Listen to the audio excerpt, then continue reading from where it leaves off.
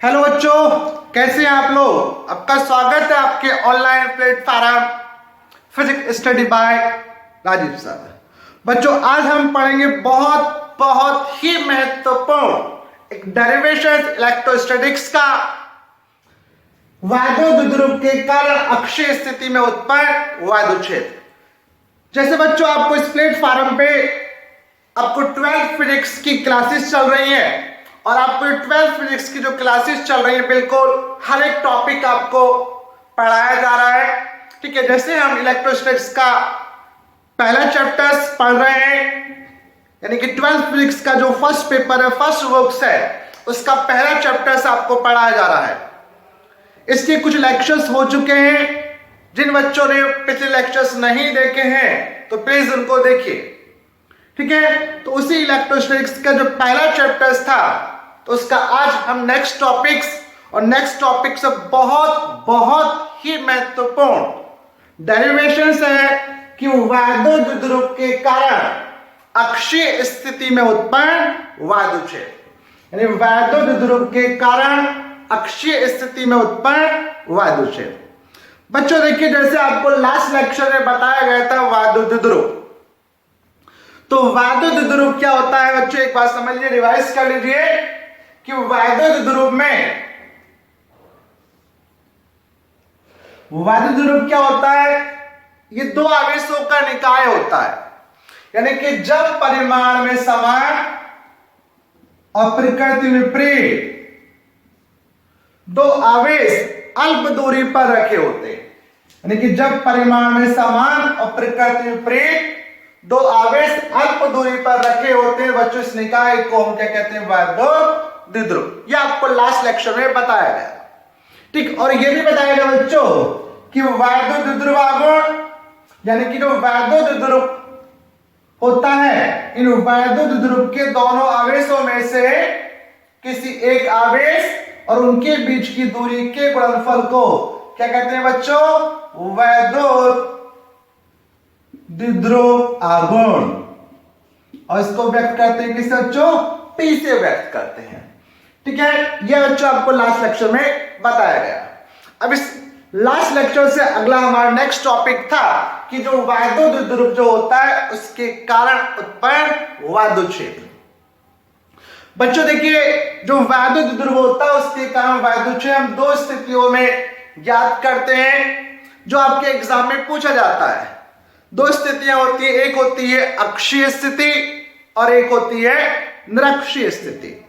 अक्षीय स्थिति का मतलब यह होता है बच्चों कि जिस बिंदु पर हमें वैद्युत क्षेत्र निकालना है वह बिंदु इस वैद्युत ध्रुव के अक्ष पर ही स्थित होता है। अक्ष का मतलब यह हुआ कि दोनों वैद्युत ध्रुव के दोनों आवेशों को मिलाने वाली जो रेखा होगी उसी रेखा के अक्ष पर कहीं पर स्थित होता है बिंदु। या तो हो सकता है आगे की ओर हो सकता है बच्चों, या हो सकता है पीछे की ओर। तो इसको बोलते हैं बच्चों अक्षीय स्थिति। अब दूसरा डेरिवेशन जो आता है वो होता है निरक्षीय स्थिति। निरक्षीय स्थिति का मतलब होता है कि जब वह बिंदु जिस पर हमें वैद्युत क्षेत्र ज्ञात करना है तो वह बिंदु वैद्युत ध्रुव के लंबार्धक पर, लंबार्धक कह सकते हैं बच्चों, यह कह सकते हैं संधिभाजक। संधिभाजक का मतलब कि वह अक्ष जो ध्रुव को दो बराबर भागों में डिवाइड करे, दो बराबर भागों में इसको बांटे, तो उस अक्ष के किसी बिंदु पर होता है तो उसको कहते हैं बच्चों उसको कहते हैं निरक्षीय स्थिति। तो यह हो गई निरक्षीय स्थिति और बच्चों ये हो गई अक्षीय स्थिति। तो यही दोनों महत्वपूर्ण डेरिवेशंस हमें करने हैं कि वैद्युत ध्रुव के का उत्पन्न वैद्युत क्षेत्र। तो आज हम पढ़ते हैं अपना फर्स्ट इस स्थिति का फर्स्ट इंपॉर्टेंट डेरिवेशंस कि वैद्युत ध्रुव के कारण अक्षीय स्थिति में उत्पन्न वैद्युत क्षेत्र। तो देखिए बच्चों, हमने माना कि एक वैद्युत ध्रुव है, एक वैद्युत ध्रुव है AB।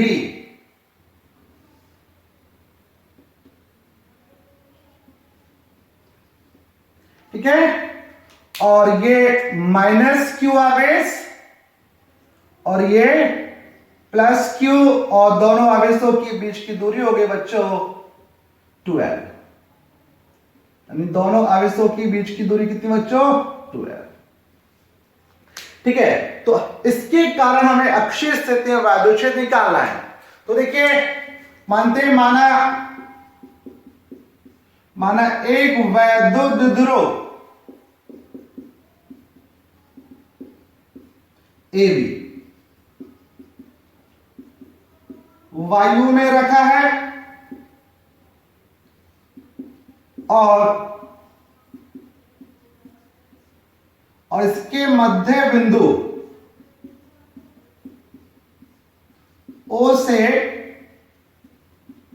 स्मॉल r दूरी पर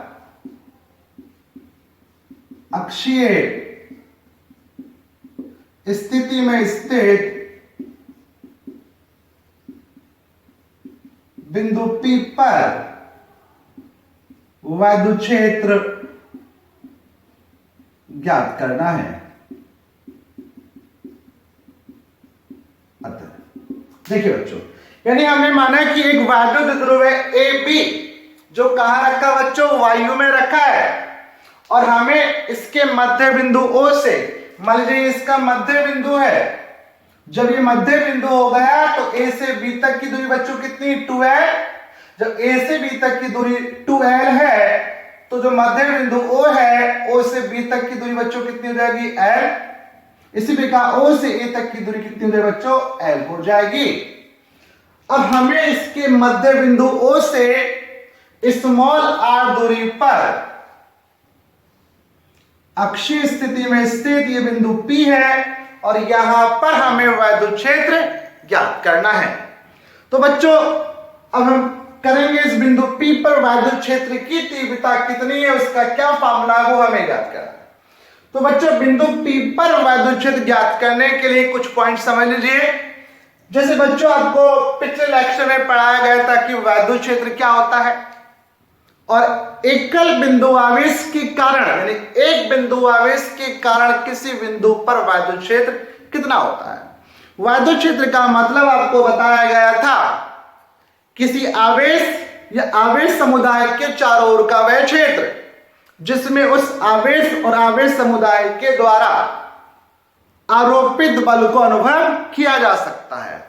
ठीक है, और आपको बताया गया बच्चों, मान लीजिए अगर कोई बिंदु आवेश ये रखा है तो इस बिंदु आवेश से स्मॉल r दूरी पर अगर हम कहीं कोई बिंदु ले लें तो इस बिंदु P पर जो वैद्युत क्षेत्र होता है इक्वल टू होता है 1/4 पाई epsilon not Q upon r square. यानी एकल, एक विलगित, एक अकेले, एक सिंगल आवेश के कारण किसी बिंदु पर जो वैद्युत क्षेत्र की तीव्रता होती है वो ये होती है E is equal to 1/4 pi epsilon not Q upon r square. अब यहां पे है बच्चों वैद्युत ध्रुव, और वैद्युत ध्रुव में बच्चों कितने आवेश, दो आवेश, पहला आवेश ये, दूसरा आवेश ये। तो बच्चों आपको कुछ नहीं करना है, पहले आवेश के कारण बिंदु P पर वैद्युत क्षेत्र ज्ञात कर लीजिए, दूसरा जो आवेश है उसके कारण वैद्युत क्षेत्र, पहले आवेश के कारण वैद्युत क्षेत्र, दूसरे आवेश के कारण वैद्युत क्षेत्र, और फिर उन दोनों वैद्युत क्षेत्रों का निकाल लेंगे हम परिणामी, क्योंकि वैद्युत क्षेत्र क्या एक सदिश राशि है, तो उन दोनों वैद्युत क्षेत्रों का परिणामी निकालेंगे और आपका डेरिवेशन कंप्लीट हो जाएगा। तो बच्चों स्टार्ट करते हैं अपना डेरिवेशंस। देखिए, और बच्चों क्योंकि ये आर्टिकल बहुत महत्वपूर्ण है तो वीडियो को बीच में स्किप मत करना, लास्ट तक बने रहना। ठीक है बच्चों, तो देखिए पहला आवेश क्या बच्चों, माइनस Q। तो देखिए यानी कि माइनस Q आवेश के कारण बिंदु P पर उत्पन्न वैद्युत क्षेत्र, पहला आवेश है तो मान लीजिए इस पहले आवेश के कारण बच्चों उत्पन्न वैद्युत क्षेत्र कितना है E1। तो E1 इज इक्वल टू हो जाएगा 1/4 पाई epsilon naught Q1 upon r1 square, बच्चों मान रखिए E1, ठीक है। अब देखिए तो ये हो जाएगा 1/4πε0 Q1 पहला आवेश, तो हम पहला आवेश क्या माना, माइनस Q है। अब बच्चों यहां पे ध्यान रखना, जैसे आपको पिछले लेक्चर्स में कई बार बताया गया कि जब कोई सदिश राशि होती है, जैसे वैद्युत बल हुआ, वैद्युत क्षेत्र हुआ, तो उनके फॉर्मूले में हम केवल आवेश का परिमाण यूज करते हैं, आवेश की चिन्ह यूज नहीं करते हैं। केवल हमें परिमाण लेना है और चिन्ह की सहायता से तो बच्चों उसकी हम दिशा ज्ञात करते हैं, ठीक है। तो यहां पे हमें केवल बच्चों क्या लेना है, आवेश का परिमाण Q, और R1 होता है बच्चों आवेश से बिंदु तक की दूरी।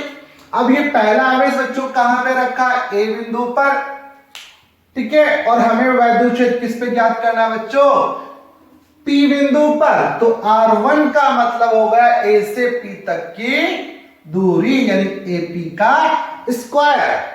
अब देखिए बच्चों ये E1 आया 1/4πε0 Q, AP A से P तक की दूरी। अब बच्चों ध्यान से देखिए कि A से यानी कि P से O तक की दूरी, P से O तक की दूरी कितनी बच्चों, R, और O से A तक की दूरी कितनी, L, यानी कि P से O तक की दूरी कितनी बच्चों, R, और O से A तक की दूरी कितनी बच्चों, L।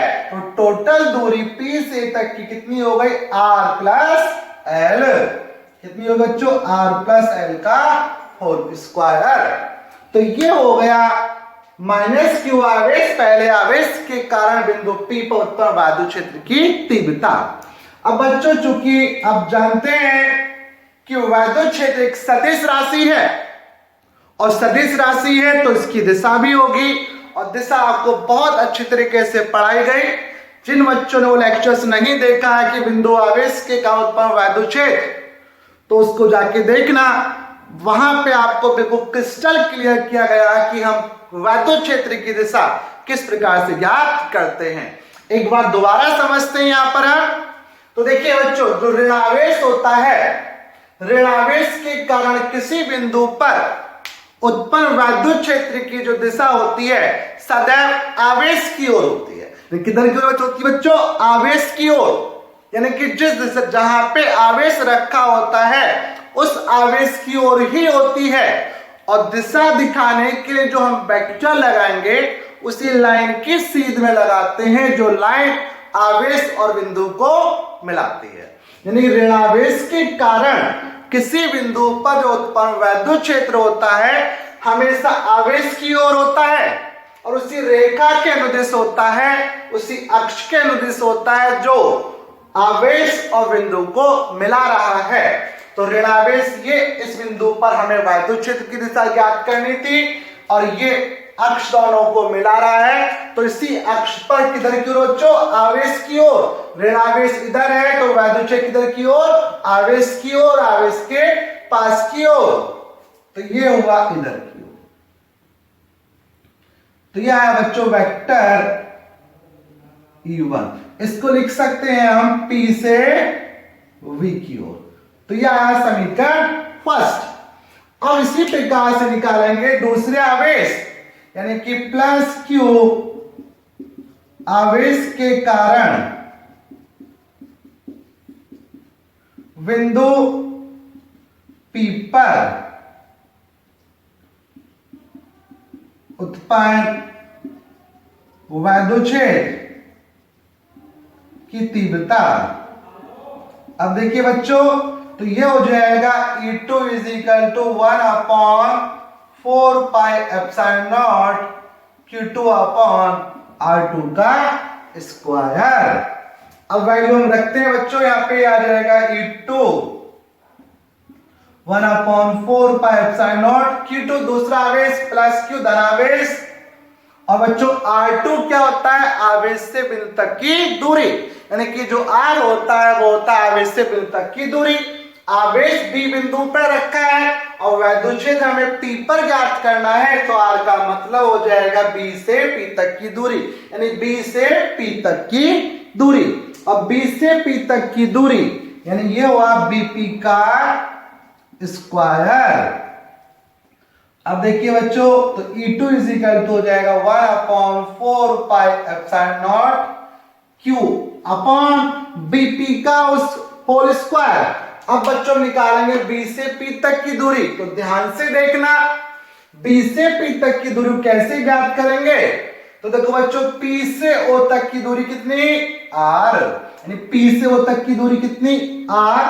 अगर इस R दूरी में से हम O से P को O से B तक की जो दूरी है, यानी कि P से O तक की जो दूरी बच्चों R है, इस दूरी में से अगर हम O से B तक की दूरी को काट दें, निकाल दें, तो क्या बचेगा, B से P तक की दूरी तो बचेगी।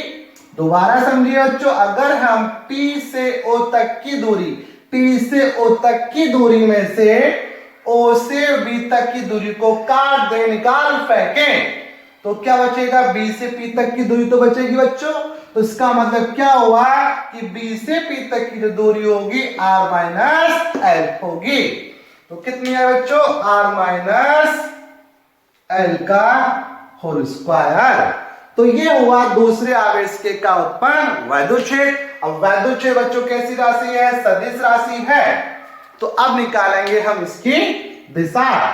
अब बच्चों ये धनावेश था, जस्ट आपको अभी बताया, ऋणावेश के कारण वैद्युत क्षेत्र आवेश की ओर होता है, और धनावेश के कारण उत्पन्न वैद्युत क्षेत्र की दिशा सदैव आवेश से दूर की ओर होती है। यानी धनावेश के कारण उत्पन्न वैद्युत क्षेत्र की दिशा धनावेश से दूर की ओर होगी, और उसी लाइन के अनुदेश होगी जो लाइन आवेश और बिंदु को मिला रही होगी। तो बिंदु ये है, धनावेश ये है, तो इस धनावेश के कारण बिंदु P पर जो वैद्युत क्षेत्र होगा आवेश से दूर की ओर, यानी जो वेक्टर लगाएंगे, जो तीर हम लगाएंगे, वो आवेश से दूर की ओर। तो ये हुआ बच्चों वेक्टर E2, यानी कि हम इसको लिख सकते हैं B से P की ओर। Equation second. तो यहां पे बच्चों बिंदु P पर दो वैद्युत क्षेत्र आ गए, एक E1 आ गया और एक E2 आया, और यहां पे दोनों की जो दिशा है एक दूसरे की क्या आ रही है, विपरीत। तो बच्चों अतः बिंदु P पर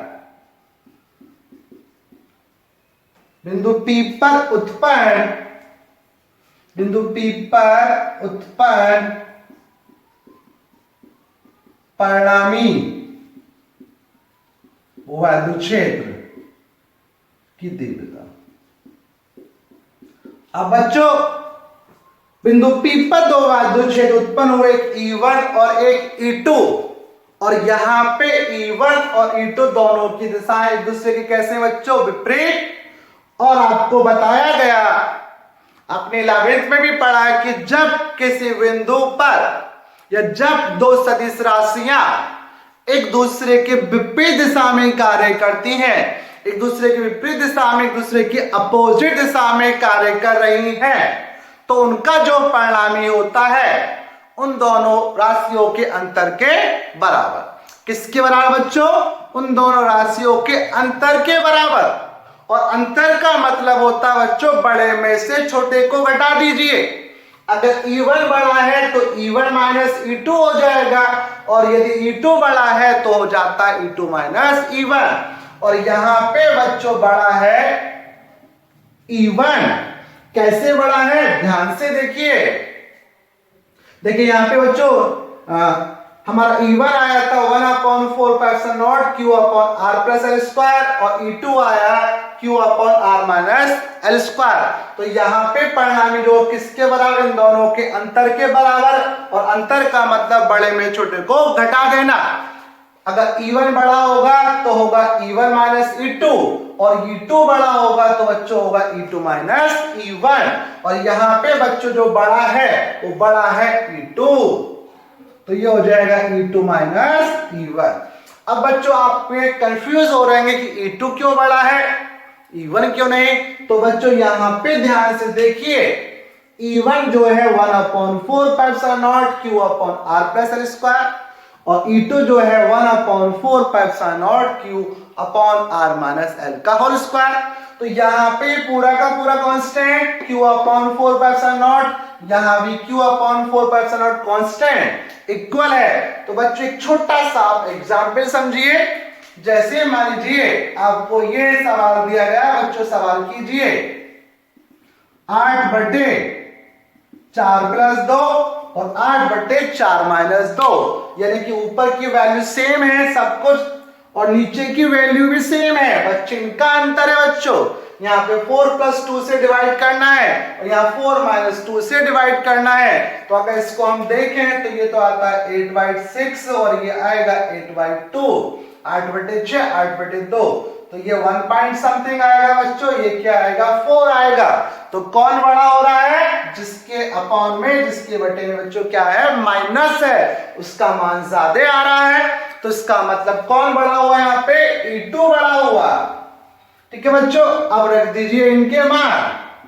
तो समीकरण 1 व 2 से, तो बच्चों समीकरण 1 व 2 से अगर इनकी वैल्यू हम रखते हैं तो E इजिकल टू, अब बच्चों E2 की वैल्यू कितने 1/4πε0 Q upon R minus L का होल स्क्वायर और माइनस E1 की वैल्यू बच्चों इतनी कि 1/4πε0 Q upon R plus L का होल स्क्वायर।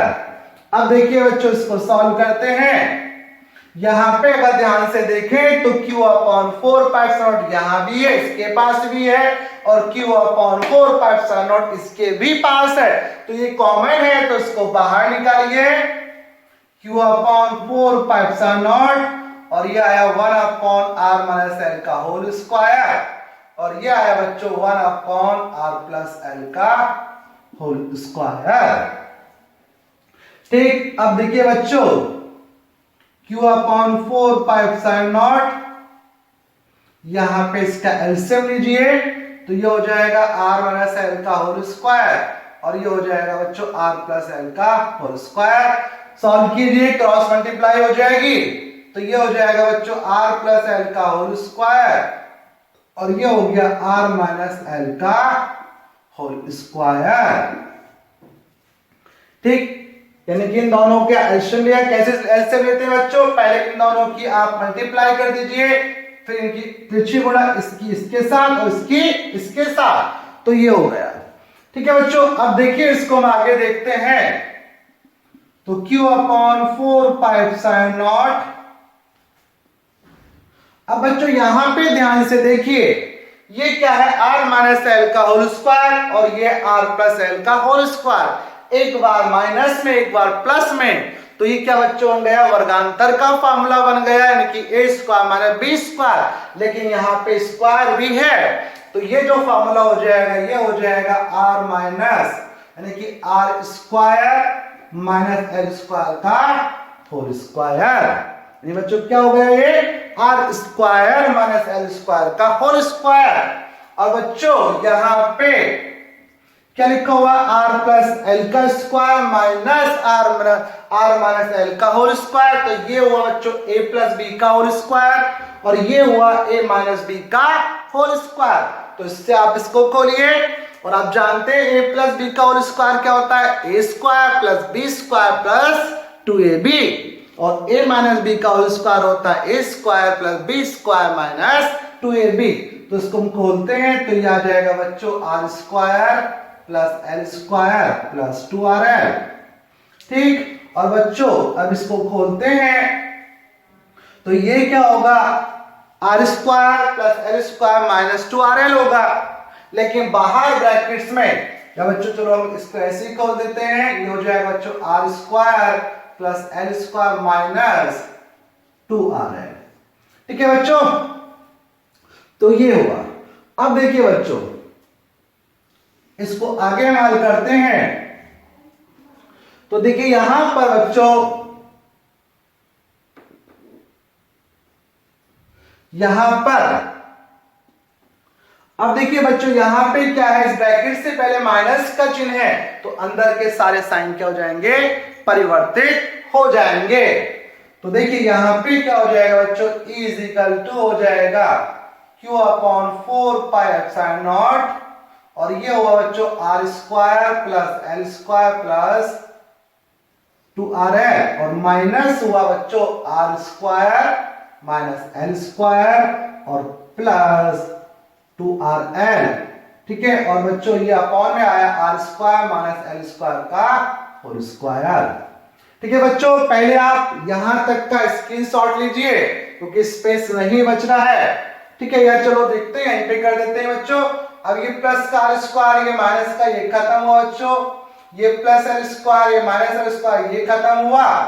अब बच्चों 2rl क्या हो गया बच्चों, ये आ गया बच्चों q upon 4 pi epsilon naught 4rl upon R square minus L square का होल स्क्वायर।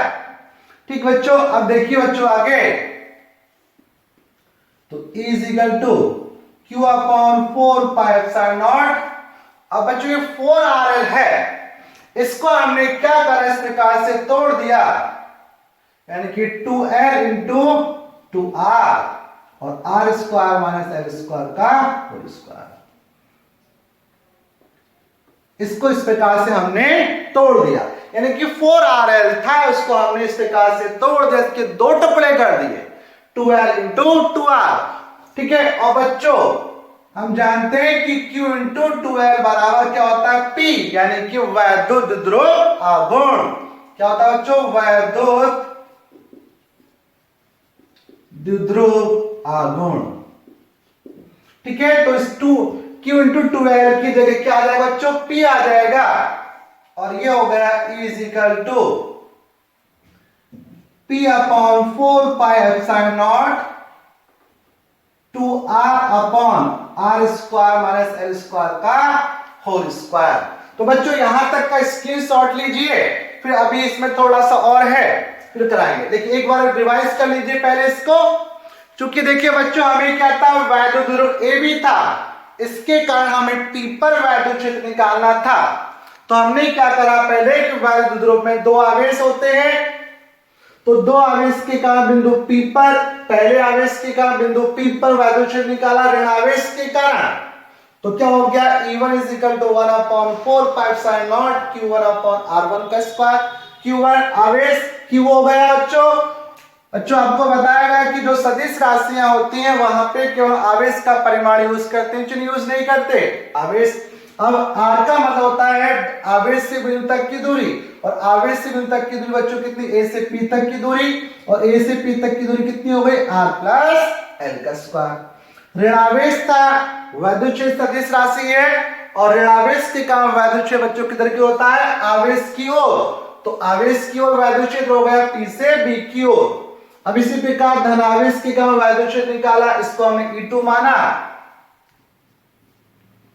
ठीक है, E2 is equal to 1 upon 4 pi epsilon naught Q2 upon R2 का स्क्वायर, और R2 क्या होगा, दूसरे आवेश से बिंदु तक की दूरी, दूसरा आवेश B पर रखा है और जिस पे वैद्युत क्षेत्र निकालना वो बिंदु P है, तो B से P तक की दूरी, तो B से P तक की दूरी कितनी है बच्चों, R माइनस L का होल स्क्वायर। अब यहाँ पे धनावेश है, और धनावेश के कारण वैद्युत क्षेत्र किधर की होता है बच्चों, आवेश से दूर की ओर, तो यहाँ पे दो वैद्युत क्षेत्र आए एक दूसरे विपरीत दिशा में, और जब दो सदिश राशियां एक दूसरे की विपरीत दिशा में कार्य करती हैं तो उनका परिणाम ही होता है उन दोनों के अंतर के बराबर। तो इसको हमने क्या कर दिया, माइनस कर दिया, इसको हमने माइनस कर दिया, और ये आ गया, यानी कि E2 माइनस E1, E2 का मान रखा, E1 का मान रखा, इसको हमने सॉल्व कर लिया। तो ये हमारा बच्चों आ गया यहां तक E is equal to P upon 4 pi epsilon naught 2R upon R square minus L square का होल स्क्वायर। तो इसका स्क्रीनशॉट लीजिए बच्चों, फिर स्पेस कम है, फिर आगे सॉल्व करते हैं। ठीक है, देखिए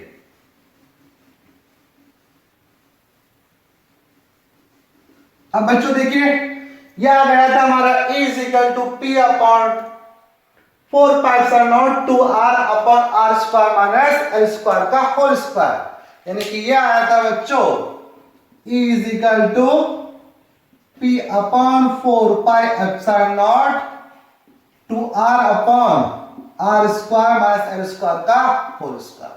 अब बच्चों यहां पे अब बच्चों जैसे आपको बताया गया वैधो द्विध्रुव, अब वैधो द्विध्रुव क्या होता है बच्चों कि जब परिमाण में समान और प्रकृति में विपरीत दो आवेश अल्प दूरी पर रखे होते हैं, यानी कि वैधो द्विध्रुव में दोनों आवेशों के बीच की दूरी बहुत अल्प होती है, और अल्प का मतलब बहुत कम, यानी कि दोनों आवेशों के बीच की दूरी 12 है, तो 12 ये बहुत कम है। जब 12 बहुत कम होगा तो L तो इसका आधा है तो और भी कम होगा, और यदि हम इसका स्क्वायर कर दें, इसका वर्ग कर दिया जाए तो ये क्या आएगा, और भी कम आएगा।